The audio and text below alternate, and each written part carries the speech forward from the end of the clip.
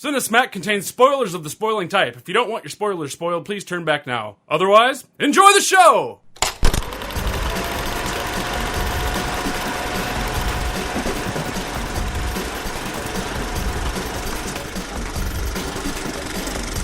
Hello, Cinesmacketeers, and welcome back to the podcast that would never put baby in the corner.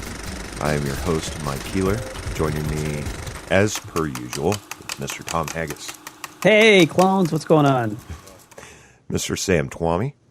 Well, I'd put baby in a corner. That bitch needs to learn. And Mr. Gabriel Rowold. I can't match either of those, so I'm just going to say good evening, Cinesmackers.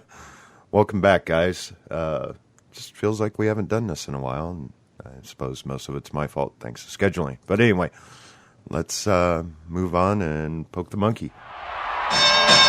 Ladies and gentlemen, robots and astronauts, welcome to the main event. Tonight, we have a battle in space where no one can hear you tap out. In the first quarter from 2009, directed by Duncan Jones, starring Sam Rockwell, Kevin Spacey, and Dominique McGilligan. Move! In the second quarter from 2013, directed by Alfonso Cuarón, starring Sandra Bullock, George Clooney, and Ed Harris. Gravity! Let's move on to our first round, which is writing. Take her away, boys. Okay, first of all, I have to admit, I think I watched the wrong two movies. I actually watched Space Camp and Multiplicities. But I think I can wing Camp and Multiplicity. Jake's gonna get back. I thought for the writing, I thought the writing in Moon was a little bit stronger. I thought they were kind of working with a little bit more heady issues. There's a lot more of the ethical and moral dilemmas, and it reflected on a lot of the the costs that we pay to use energy. And we're seeing this with fracking and drilling for oil, and it seems like every energy source has its costs, and it was really a really great way that the Moon took it, kind of twisted it, and made it this other story. I thought Gravity was pretty good. There, the whole storyline with her daughter, and like her trying to escape that past, and maybe the space program is a way for her to get away from it, and those the whole rebirth, and I feel like Charlie Kaufman in Adaptation, and that whole spiel that he does at the beginning in the restaurant. I feel like that was the spiel for Gravity. So I thought the Moon story was a little bit stronger because it was just a little bit. It was just a deeper story. Yeah, when I was watching Gravity, I was wondering what a screenplay would look like. Because there's so little dialogue in it. It's all just kind of, it's mostly like action type stuff. And a lot of the dialogue is stuff like, come on, oh no, look out, that kind of stuff. What does it take to write a screenplay like that, and what does it look like? And I'm with you, Tom. I just feel like Gravity fell a little bit short of the kind of character development that I think it needed to make you really, really want her to survive this ridiculous crisis and make it back to Earth. I mean, you wanted her to survive, but you were like, well, why? What's her motivation? What's making her want to get home so bad? There's, it seemed like there was nothing there for her, and why did she want to survive so badly? And I just feel like we didn't know anything about her or really any of the other characters to feel strongly about them. So I felt like it came up a little bit short in that respect. I feel like it was very short. In some ways, to me, Gravity wasn't necessarily about a nice story and whatever. It was more about showing these basic situations. And hands down, I think Moon's writing is better. It's satirical, it's funny, and there's just more work there. Well, yeah, and then we do care about these characters. You know, we care about the clone characters. Spoiler alert. You know, we do care about them, and it may be only subtle, but you develop those things. You develop that something that you can identify with that character. You know, you develop his relationships back home. You develop this loneliness. You really care about these clones and what happens to them, and you want to see them succeed. Whereas I didn't necessarily feel that in Gravity. There were points in Gravity where, you know, I felt like the performances were really strong, and that made me feel stronger for the characters. But the writing didn't necessarily get me there, and it just seemed kind of like it was kind of wedged in there. It's like, okay, well, we're gonna throw a little bit of dialogue. We've got this point where they have to travel a long distance, so we'll throw in a little bit of dialogue and kind of try to develop these characters a little bit, and that was it. I was really, I don't want to say I wasn't paying attention or anything like that, but in Gravity, I kind of lost track of like which space station is her ticket home, and like I don't know, she got to the first one and the pod wasn't there, and you know, the parachute was pulled, and I don't know, it was a very basic story, and don't get me wrong, like Harold and Kumar is a pretty basic story, and I love it for it, but Gravity just seemed like you said, there wasn't a lot of character exposition. I don't know if I was the only one that walked out of the theater and was like, oh man, why couldn't George Clooney be the one that, you know, made it back to Earth? Right. Well, I was thankful that there was no battle shits in Gravity, because that would have been really bad. But you're right. Criterion, just wait for the Criterion. It's a really basic story. To me, like, how can we get from spectacle to spectacle? Right. Which, to me, that's what the movie was all about, was the spectacle of these, you know, awe-inspiring effects and whatever, and some good performances, but not necessarily very deep in the scripting anyway. Right. Yeah. And did anybody else feel like that's what it was? It was kind of like one kind of oh shit moment after another, kind of just strung together, like this ridiculously. It's like the worst day ever kind of thing. Like everything that can go wrong has gone wrong. It's Murphy's Law on steroids.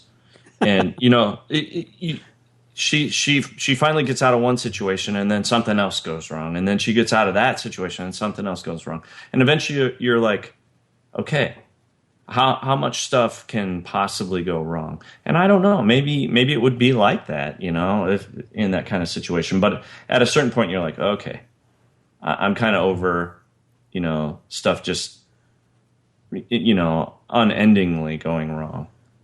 But I don't know. Did anybody else feel like that? Or? Yeah, absolutely.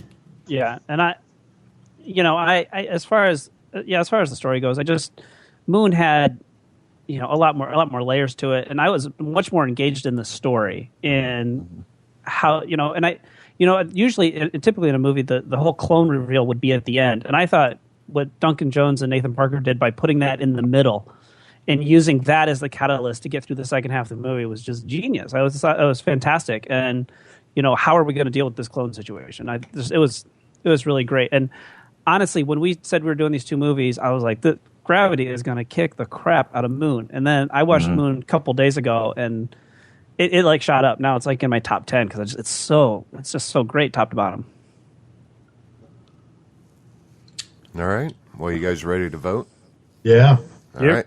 Let's go with Tom. I'm going to go Moon. All right. Gabe? Yeah, I have to give the edge to Moon. And Sam? Moon. All right. Well, it's funny you guys are voting for Moon for writing, considering it was made during the writer's strike. That's interesting. I didn't realize that. Yeah, I just saw it. Yeah, shot during the writer's strike, which had caused most other productions at Shepperton Studios to shut down. Director Duncan Jones says he got a number of top-class effects people on the crew because of the lull. And yeah. And I you know what? I'll bet anybody $20 that Gravity gets an Oscar nomination for best screenplay. You think so? Oh yes, absolutely. Yeah, absolutely it will. It's one of those. This is one of those head scratchers where you're like, really? Okay. Yeah. Well, you know, yeah. Yeah. It's an interesting concept. It's, you know, it's kind of a high concept kind of thing, but it's not. Yeah, the writing is not what stands out to me. it will be interesting to see how it endures through the holiday season. I mean, there's a lot of really great movies coming out in the next 5 weeks, and I feel like it'll be able to last, but we'll have to see. Okay. Well, I feel like it's had a good run. I think you're right. It's going to start to get kind of not necessarily washed out the holiday season, but it'll have a revival for sure. Well, and it's not one of those movies that's going to kind of blend in with the other Christmas movies. There's no other movie out this year that came out, and people will remember Gravity, I think, in January. Whereas, some of the more dramatic pieces like Labor Day or Out of the Furnace, those are going to kind of, get washed over because they're kind of been done over and over again. Mm-hmm. Okay. All right. Let's move on to our second round, which is acting. Take it away. Well, I think Sam Rockwell is just an incredible talent. Like, there were some great performances in Gravity. Like, George Clooney was really good. And contrary to popular belief, I can enjoy Sandra Bullock from time to time. There it is. I didn't even think about I've been waiting for that. No, I think they did a really good job. To me, the biggest actor in Gravity was the effects, not necessarily the live performers, but truly in Moon, to me, Sam Rockwell's levels of characters and the sheer amount of screen time that he had was amazing, and the way that he was able to change it up, sometimes slightly, sometimes much more broad strokes. I really was impressed with his acting in Moon. Yeah, for sure. I think any actor would be kind of intimidated to basically have to carry an entire movie themselves, and then mix in, the technical part of it where you have to basically kind of act, with yourself, and you have to get through that part of it. You have to be aware of the technical part of it, but also pull off the acting, the emotional part of it, and he does it beautifully. I just thought he was incredible in that, and I really also found it interesting how each character that he played, the different clones, they kind of had slightly different personalities. The young, recently awakened clone was a lot more energetic and a lot more rebellious, and the older one was a little bit more wise, but a little bit more kind of jaded, and I just really liked how he put those things into he's playing the same person but at different times, and right. And you can see how that character has changed in those performances, and I just thought he was really great. Now I also have to give a hand to Sandra Bullock as well, because I'm not a huge Sandra Bullock fan. I can watch her in things from time to time. And I enjoy some of her movies, but I really think she did an excellent job in Moon, and she had to carry most of the movie herself as well, and I think she did a very, very excellent job of doing so. The part where she's kind of breaking down and about ready to give up, and she's listening to that kind of lullaby kind of thing that the guy on the ham radio was singing to her. Mm-hmm. That part, I just thought it was, that's one of those moments where I said the performance made me care about this character and want her to survive over the kind of, the character development in the writing part. Her performance was excellent there. What happened at the end, spoiler alert, when she gets back to Earth and she's like, what? She kind of like makes some noises and like claw at the earth and stuff. I don't know. I guess I don't know how I would feel if I'd gone through all that and then crash landed on Earth and somehow managed to wash up on a beach. Maybe that's what I would do too. I don't know. Well, I mean, story wise, obviously it's this whole rebirth and her baptism, and the first creatures that climbed out of the primordial soup and screamed at the heavens. They were doing that whole 2001 thing, and look, I really loved Sandra Bullock in Gravity, with the exception of one scene, and I hate to say it, but this one scene like ruined the whole thing for me. And the scene where she finally snaps out of it and she's like, all right, well, tell my little girl this little message. Can you do that for me? That whole delivery, and it's only like 30 seconds of the whole movie, was so bad and Lifetime movie. And I just sat up in my seat and went, "Oh my God, Sandra Bullock can't act." And I've thought about it, and I saw this 3 weeks ago, and I've been tossing it back and forth. I think a better actress could have probably pulled it off. I don't want to blame the writing for this because it was, it could be very hokey, and it's a very difficult delivery. And I bet you even Sandra Bullock could have done it with a different take, possibly. But that little section is just, it was cringeworthy. So, like, I had my T-shirt pulled up over my nose the whole time I'm watching the movie because it was so intense. And then I just pulled it all the way up to my forehead when she did that because it was so bad. And I felt bad for her because don't crash the whole movie on this one scene. And it did. And it was the climax of the movie. And she didn't nail it at all. Well, and I was so disappointed. The question is, do you think they just chose the wrong take? Maybe they could have, and maybe then that's on the editor. But right, God, it was a pretty horrible delivery for that one line. And I don't want to take away from the rest of it, but it did. Here's what I'll say. I'll put it to you this way: the special effects and the story and the direction were so flawless up to that point that I had successfully suspended my disbelief that I was watching something that was actually happening. Mm-hmm. And that one line pulled me out of it. And that's so disappointing when you're sucked into a movie and one little thing like that jerks you out of it. And that was, it was almost sad for me that I'm like, oh God. And I just kind of lost that connection for the rest of the movie.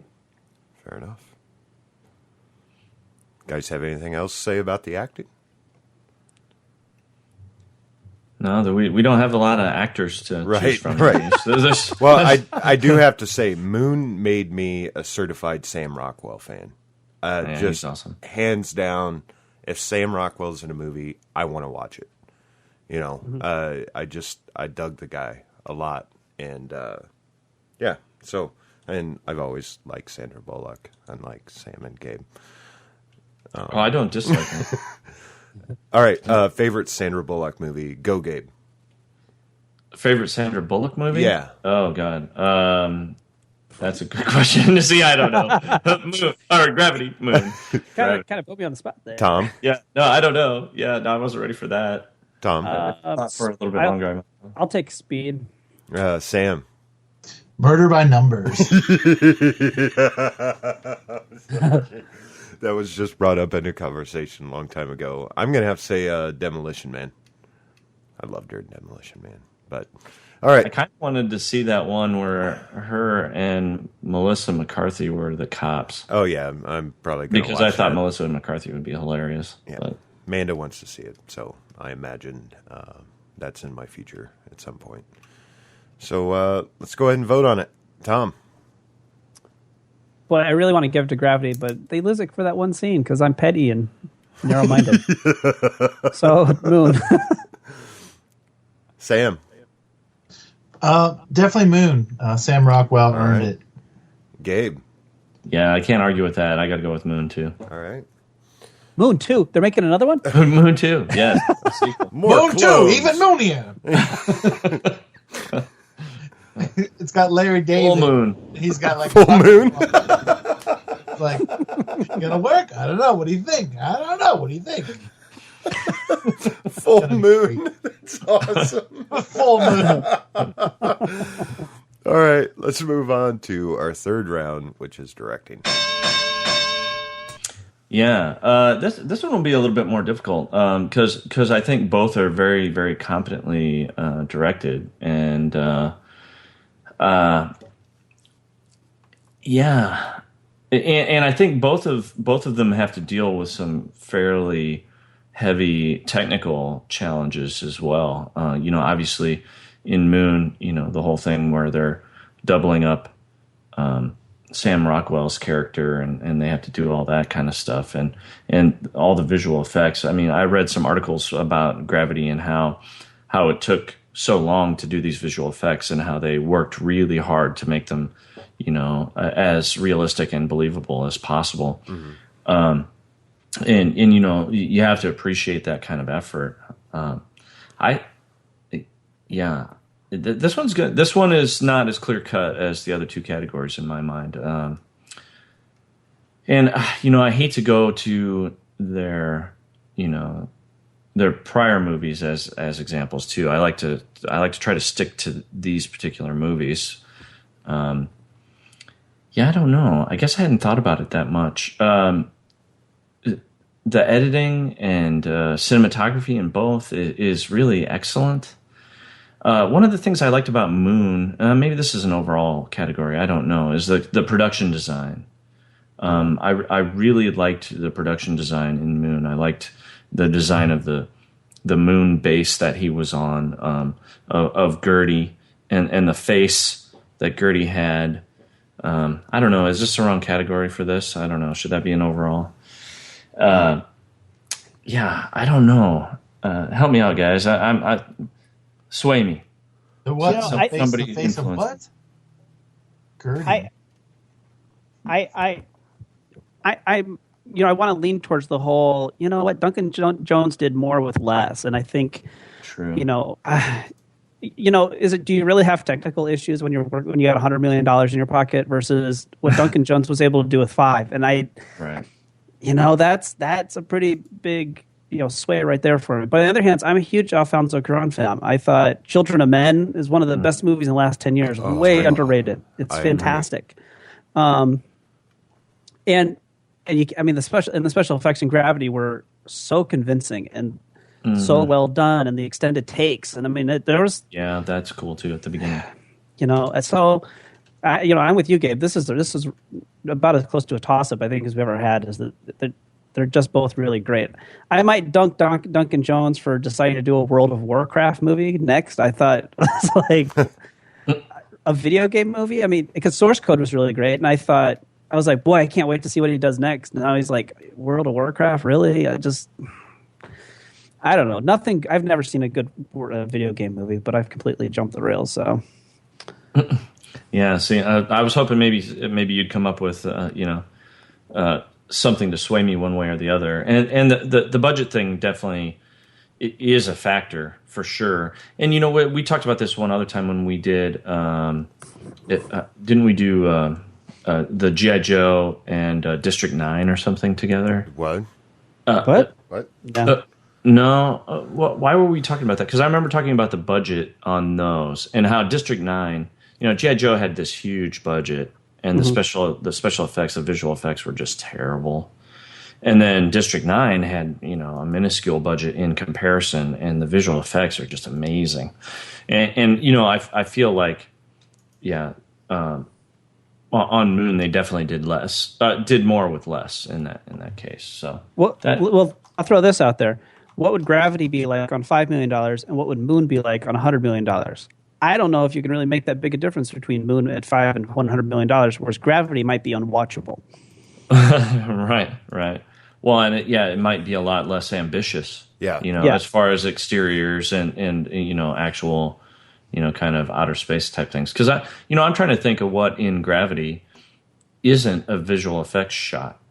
It seems like everything is mostly, CG. But well, I don't know. I suppose a lot of the interior shots where she's sitting in a small, a lot of the space stuff was all CG, and they just filmed their faces and put them inside the suits. Well, for me, it's a tough call because I can see, being how technical it is and being able to extract some performances out of people that aren't necessarily in space, but creating an environment that you can capture realistic, portrayals of that. I love Alfonso Cuarón, but not on these big budget things. Like I want to see Y Tu Mama Tambien again, something that's really personal and that's not reliant on all this bells and whistles. He's a great director, but I agree with Tom. Being able to do Moon on a lower budget and being able to just wow the hell out of everybody because of the strong acting and other things. There's part of me that wants to vote for Gravity because I realize how hard of a task it was to make this believable in many ways for the director. But I think I'm going to have to vote for Moon. Okay. Might go straight ticket. Yeah, so far. I didn't think it was going to be this lopsided, to tell you the truth. Neither did I. So, Gabe, who are you voting for? Yeah, this one, I wish I could just give a tie on this one, but I think I have to go give a slight edge to Moon. Okay. Tom? I'm going to give it to Gravity because the special effects I'm picky about special effects, and the special effects in Gravity are I might have to say the best I've ever seen. I thought it was so convincing and so realistic. I felt like I was out there. Nice. And it wasn't in 3D. So, Gabe, just so you know, we have never done District 9 nor G.I. Joe. Yeah, why was I talking about? I know I talked about that in one of the episodes. I think we need to get you off that stuff that you're on. Whatever. Yeah, it is. maybe. Yeah, I'm sure. I remember talking about that we're all Share it. What's that? but we everybody. What? See, okay, I have a confession. I record this podcast on my own, just for fun, alone. I play all of you. I was like, where's this going? It was probably one of those where I was here by myself impersonating all of you that I did that. It was Bizarro Cinesmack. Oh, that's funny. Would you do guests too? Would you like act out Dennis sometimes? Yeah, I have guests. Yeah, and I impersonate them as well. Nice. Very nice. It's much better than this one. or is this one of them? You don't know. I don't know. I don't remember anymore. They're all blending together. Alfonso Cuarón, cinematographer Emmanuel Lubezki, and visual effects supervisor Tim Weber decided they couldn't make the film they wanted using traditional methods for the spacewalk scenes. This is what I talked about earlier. We decided to shoot the actors' faces and create everything else digitally. To do that, Lubezki decided he needed to light the actors' faces to match the all-digital environment. Whether the characters were floating gently, changing direction, or tumbling in space, the facial light would have to perfectly match the Earth, sun, and stars in the background. So, there you go.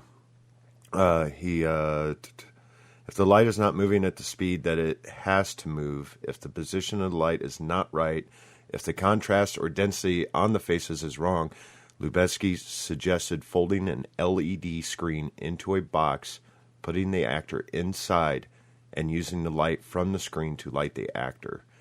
That way, instead of moving either Bullock or Clooney in the middle of static lights, the projected image could move while they stayed still. The quote-unquote light box key to the spacewalk scenes was a 9-foot cube just big enough for one actor. It's pretty crazy. Shit. Yeah. It is. Yeah. So let's move on to our final round, which is overall. Don't everyone go at once. Yeah. Is this real or imagined? I don't know.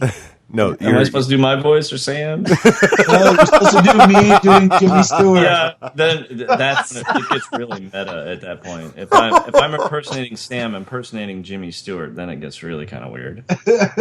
Oh my god.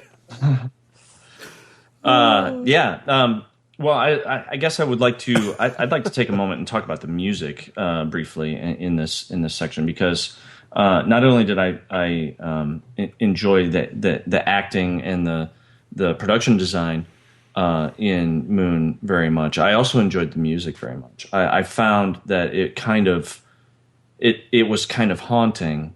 And it kind of stuck with me. And I actually bought the soundtrack and have listened to it several times since I watched it. I just the music again. I think the music in both is very functional. It fits the movies, each of the respective movies, very well. But I just found Moon to actually kind of have a theme to it that I thought impacted the emotional reaction to the movie as well. Whereas I think Gravity is basically an action movie in space. Because there's very little dialogue. There's just all kinds of stuff happening. And the music went along with that, in my mind. It created that kind of tension. There was always it almost had kind of a Jaws feel to it. There was always this kind of underlying like doom waiting for you. But I didn't find it like the kind of thing that I'd want to listen to, outside of the context of the movie. Whereas I really enjoyed the music in Moon. And we were talking about visual effects as well. And they did, Mike, you just said for Gravity, they did a lot of the stuff digitally. Mm-hmm. Well, I watched some of the special features for Moon, and I was kind of happily surprised to see how they did some of the rover type things. Mm-hmm. Those were actually little models. They were miniatures. Like little remote control rovers that they drove across this landscape and then just extended the landscape kind of digitally or visually. And there's something about that I really enjoy that gives it a little bit more realism to me. It just seems they just seem more, I don't know, it's like it has weight. Whereas all the digital stuff, it just seems like it doesn't really have that kind of weight. Mm-hmm. I don't know. But yeah, I think overall, like we discussed before, Moon definitely did a lot more with a lot less. And I don't remember which episode it was, but we had brought Moon up once before when we were talking about this new version of science fiction that some directors are. Oh, I think it was Tron when we were talking about Tron and whatever. I think it was Black Man versus Orgasmo. And we were talking about how movies like Moon were able to use minimalism, and those movies are actually aging better than the people that put tons and tons of effort into the production design. Mm-hmm. And I think Moon is going to age really, really well. And I'm going to be interested to see how well Gravity does. I was so convinced by the special effects. I imagine it's going to hold up pretty well 20 years from now. Yeah. I mean, I could be wrong. We don't know what movies are going to be like 20 years from now. But Moon, because of the way they did it with the models and the minimalism design, I thought it's going to endure for quite some time, I think. So that doesn't really talk to the quality of the movie, but No, I think overall that's a great point. I think Moon is going to have that rewatchability factor we always talk about. Whereas one of the first things I thought when I seen Gravity, like I did see it in 3D and I was immersed in this crazy world, but first thing I do is see the space shuttle and I'm like, okay, that's out of date. That's like early. And I know that, it's just going to get, if I'm having that reaction now, what is someone going to have in, 20 years or so from now? That's when Sam just stood up, threw his arm up and said, I'm done. I'm out. Yeah, I'm out. Well, the other thing I liked about the kind of the production design of Moon is the kind of lived-in feel, where it was futuristic, but it didn't look pristine, shiny, new. I kind of don't like science fiction movies where everything is like everything in the future is super clean and it looks like it's unused and untouched. Whereas in Moon, everything looks kind of lived in.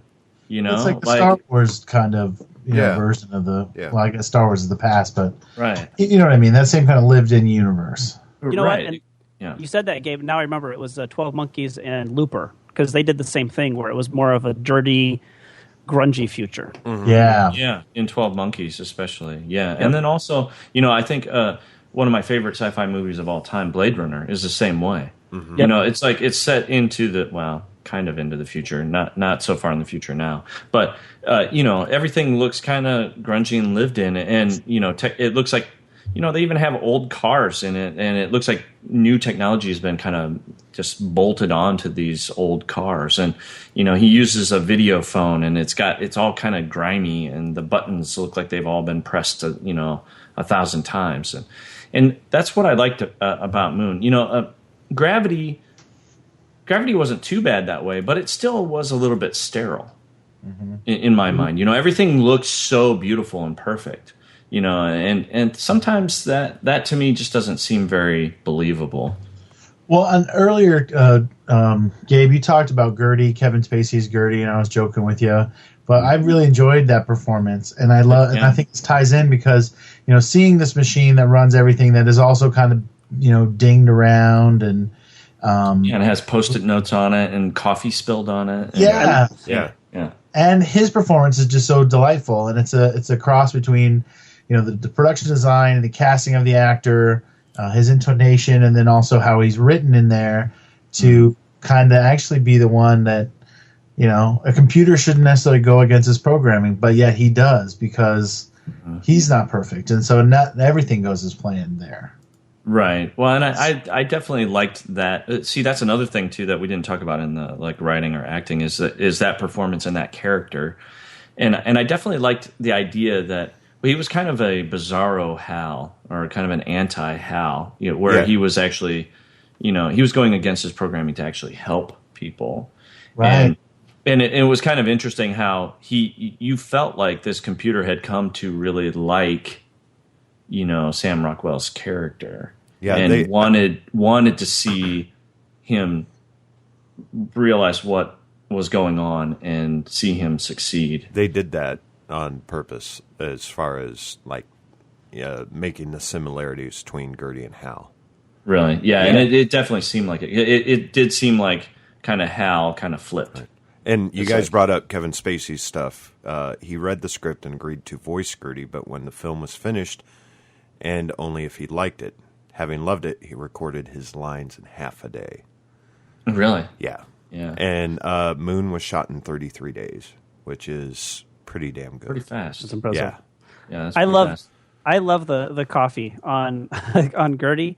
That it was this nice little touch where I was like, does Gertie drink coffee? Because sometimes the cup was there and sometimes it wasn't, and it kind of strangely humanized Gertie a little bit. Like, it's Gertie's coffee because I haven't seen Sam drink any coffee, so I thought that was pretty cool.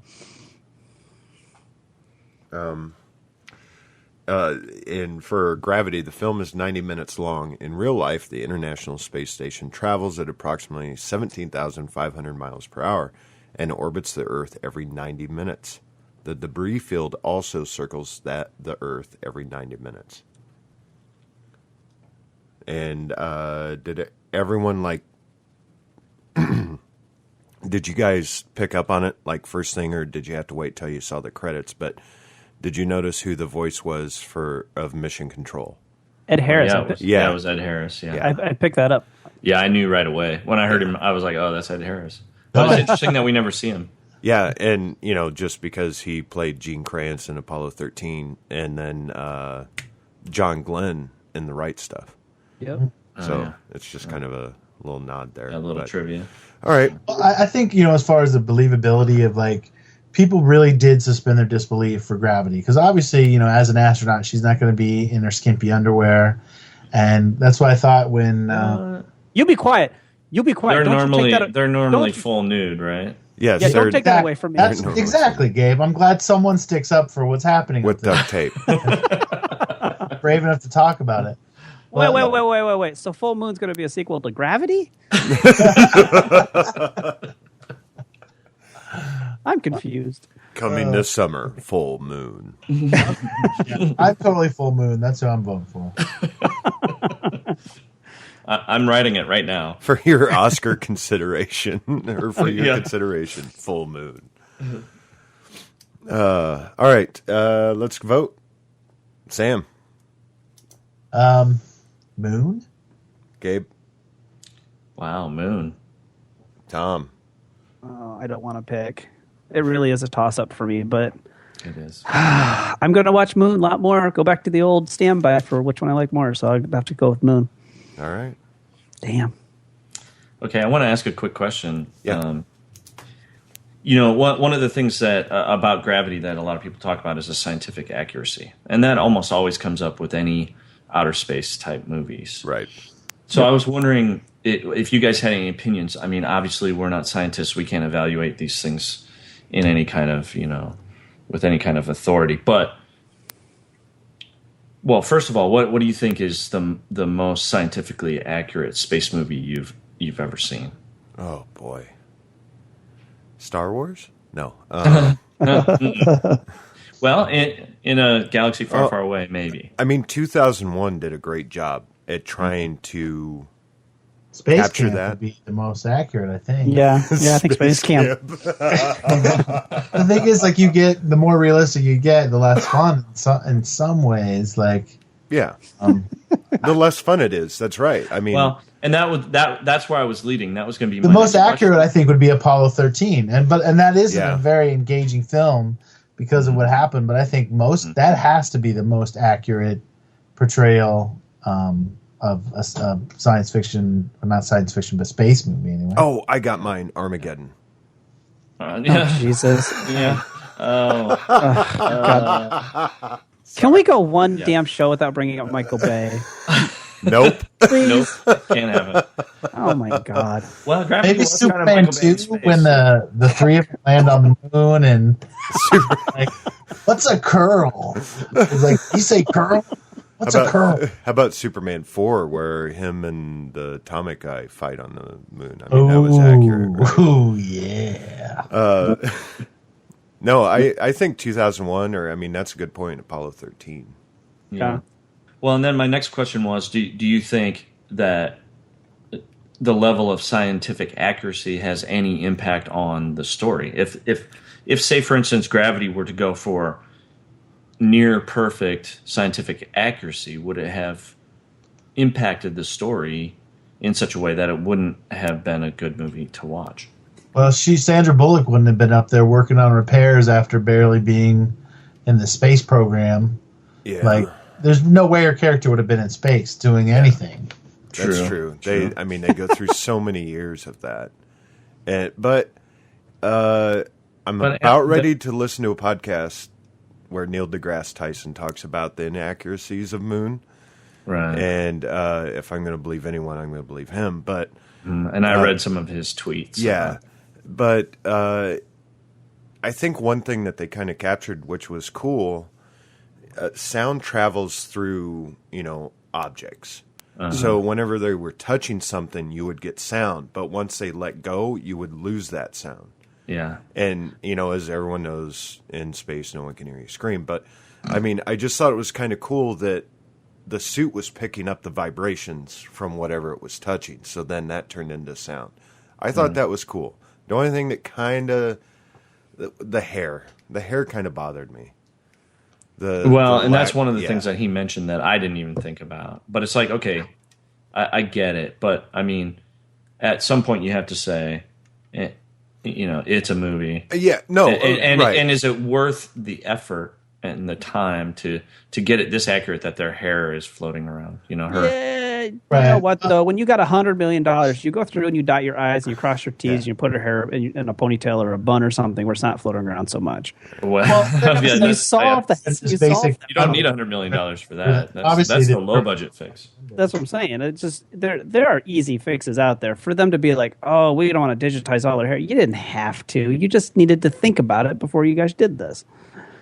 Right. I don't think they were even thinking about that at all, though. It's like, I don't. But it didn't even come up. That no one's gonna care. Either they're into it or they're not. And with that movie, with all that shit happening, if that's what's keeping you out of it, then why are you there? Yeah, and that never came up for me. I didn't even realize it until after the fact. So. Yeah, I mean, it didn't take me out of the film. I just noticed it. I just noticed certain little things, but it didn't pull me out. Sure. I was still able to suspend my disbelief. Well, I thought it was kind of cliche with the whole thinking he's coming back in and then realizing he's dead. Like, that's kind of a cheesy way to get him back into the movie. At least I felt that way. Like, when I saw it, I was like, okay, really? Okay, yeah, good. Give her the go get him speech from your mind. I didn't care if she lived or died, so I mean, not as a person, but just like as a character. Like if she would have died, it could have been a cool explosion or something. So right. Yeah, but there won't be any Gravity 2 Full Moon without her. We can make some DNA creation, some cross between DNA and like a 3D printer or something. Ooh, her daughter's not really dead. Do like a Kill Bill thing. Oh, so she comes back to kill the moon. Yeah. Itchy. What? And you guys were saying I was crazy. Just saying. I would never talk about this with myself in my other podcast. All right, let's move on to who won. Ladies and gentlemen, may I have your attention, please? Your winner by decision is Moon! So I thought this was going to be a little bit closer. Me too, actually. I really did. And I don't think the votes actually indicate how close the movies are. Both are really excellent movies, and it was a hard decision. But in the end, I did, for me, just Moon just stuck with me a little bit more and made me think a little bit more, and I found it just more compelling. Right. Well, just real quick, I want to get back to some feedback that I actually overlooked from last August, and I feel kind of bad about it. It was left on our Facebook. It's from Loretta Kaplan. Guys, just listened to the Dr. No Skyfall podcast while I was exercising. Started laughing so hard I almost fell off the elliptical. If you're still doing this, I recommend a Princess Bride / Ever After with Drew Barrymore match. Might be a little too girly for you guys, but they're fun films. And that's magnified worse because that's my aunt. And I totally forgot Well, we'll to save for the trouble. It's a great suggestion, but Princess Bride won. Princess Bride. Yes. Pretty sure Princess Bride's going to win. Yeah, when I did those two on my alternate podcast, Princess Bride won. An alternate. That's awesome. But thanks for listening so awesome. to us. Great, and we do like suggestions. Yeah, definitely. And, Actually, those might be kind of fun. And also, one more thing. I don't know if I mentioned this last month. It just seemed so long ago. A friend of the show, Ed Post, gave me... He made replicas of the Maltese Falcon. Oh, yeah, And I saw you was posting that stuff on Facebook. It was pretty... I have one. He gave me You have more than one? Just he made one. more than one? Yeah, he made more than one. He had the mold. So there's a fake. Yes. But it's so very funny. screen accurate. Like, I was looking at some photos and looking at him. He did a damn good job. And so it sits in my living room now, and I love it. But just wanted to share that with everyone and thank Ed for his craftsmanship. I love my Maltese Falcon. Cool. So, all right. This is the point of the show where you guys recommend something, which is going to be really difficult for me because I don't have anything figured out. So we'll go with Tom. My recommendation for this show, I'm going to take a little Gravity and a little Moon, George Clooney and Sam Rockwell, and I recommended this actually about a year and a half ago on the show, but I'm going to recommend Confessions of a Dangerous Mind. It's directed by George Clooney, and it stars Sam Rockwell. And this is another one where Sam Rockwell really kind of carries the bulk of the movie.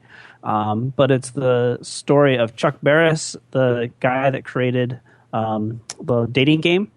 And he's always claimed that he was actually a secret spy working for the government and a secret assassin. And so this is the movie based on his memoirs about being a TV producer and also a secret CIA assassin. It is a hilarious movie. Sam Rockwell is so funny and awkward as the producer / assassin.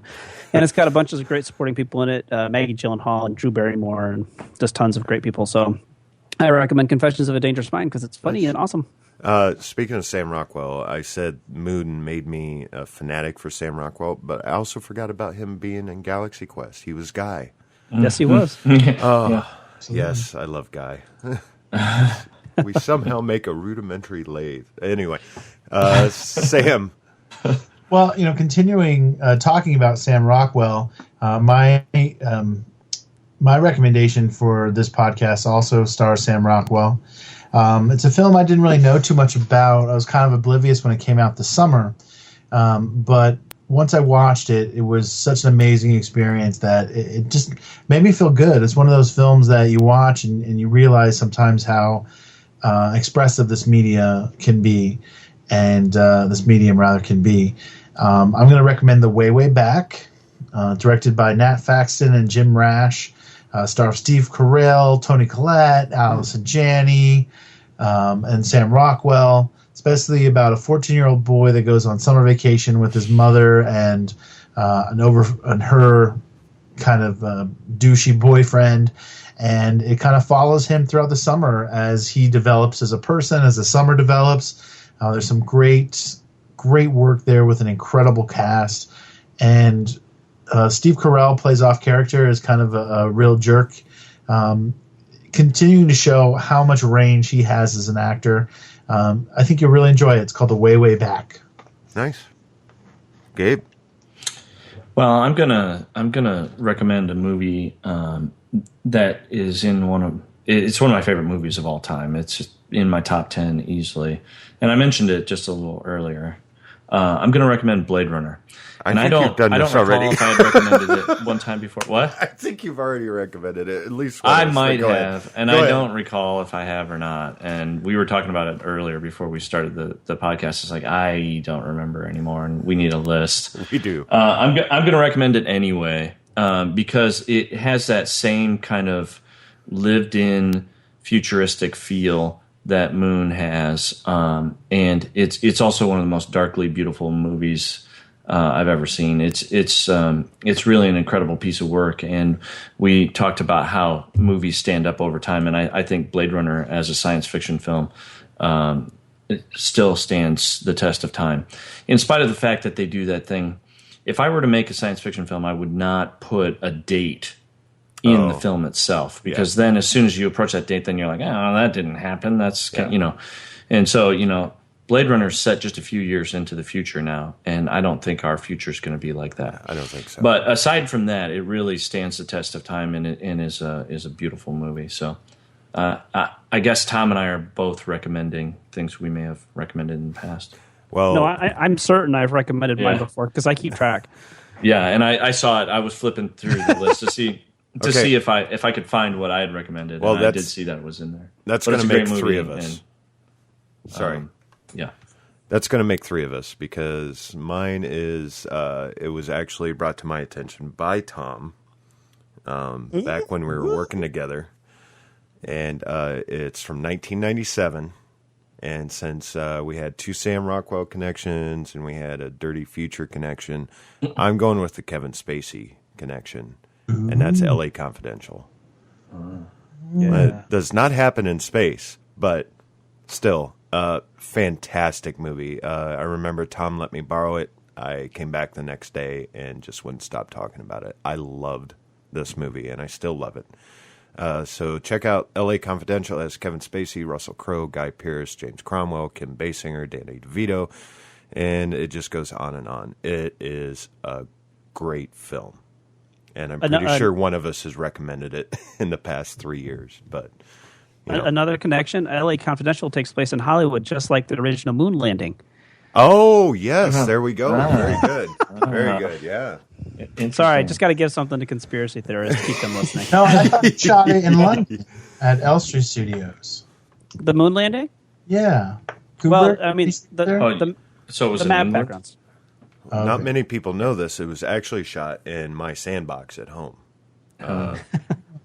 So do we have a large conspiracy theorist demographic? Yeah, we do. Yeah, they're like one of the three. Yeah, one of the three. That's like 33%. That's a lot. That's a lot, yeah. So, all right. Gabe, where can people find you? Well, you can find me on Facebook, and you can also check out our website, onegenomeshort.com. It's currently under construction, and I hope to have something nice there someday. But you can check out some of our 48-hour films there and learn a little bit more about One Genome Short Productions. No offense, but if you stop doing that other podcast where you try to do all of our own voices, you might have more time for your website. Yeah, I could probably save a little time that way. Sam. I'm on Facebook. You can also find out information about me and the 48-Hour Film Project at 48hourfilm.com/Des Moines. All right. Tom? People can follow me on Facebook and check out my videos on Vimeo. And Wedding Day Rewind is my wedding film company. And I got CheshireMoonFilms.com up and running. Awesome. It's taken several years, but it's up and good, and lots of videos on there to check out too. So, Cool. Is mine up there? Which one? Which one? No, my marriage. Oh, your wedding? Oh, no, Yeah. no. I'm still working on the wedding film. Oh, archive. okay. You're selling people's Oh. weddings. Just No, randomly, no. like, oh, I want to buy that guy's wedding. No. Okay. I take that back.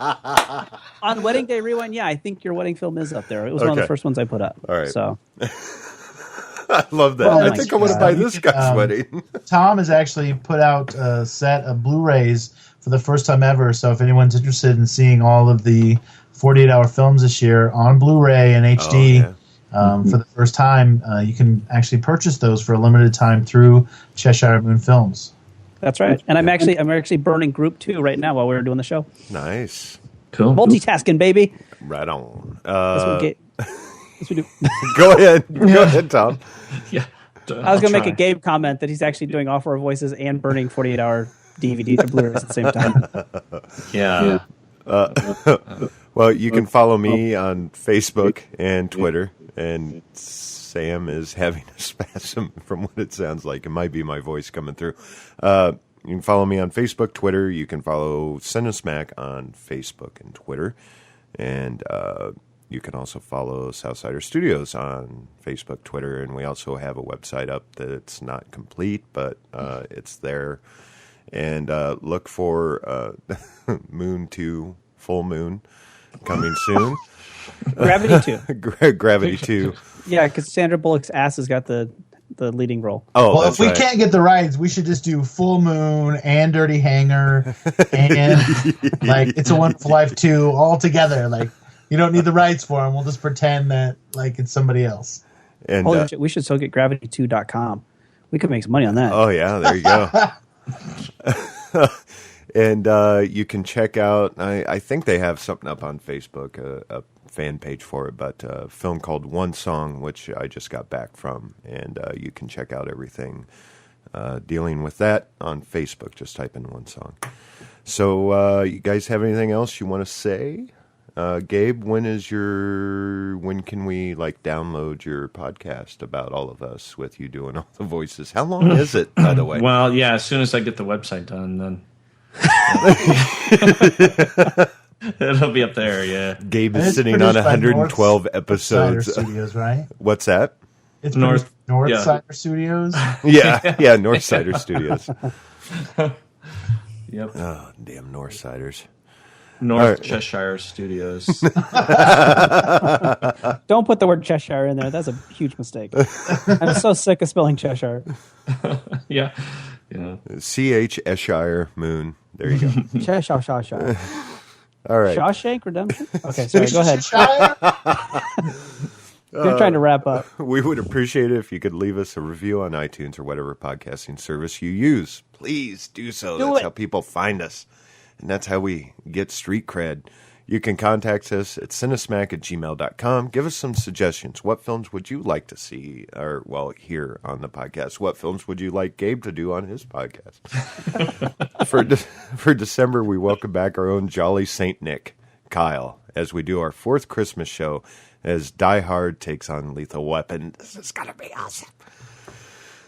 So for Gabe, Tom, Sam, and myself, thanks for listening, and go catch a flick.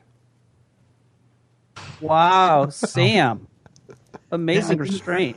Yeah, I know, right? I was fully expecting a Jimmy Stewart Moon reference at the very end. I'm losing it. What do you want? The moon, Gertie? Oh, see? Oh, it's okay. It's That was okay. pretty good. That was pretty good. It's okay. That's a Yep. good one. You should have done it. Or Gabe should have done it in his bizarro. Now I have to practice all your guys' voices. Oh, man. That's so much fun. This has been a test of the Southsider Studios podcast system. This was only a test. If this were a true lack of entertainment, your head would explode. Go to iTunes and subscribe to our feed. Just search Southsider Studios.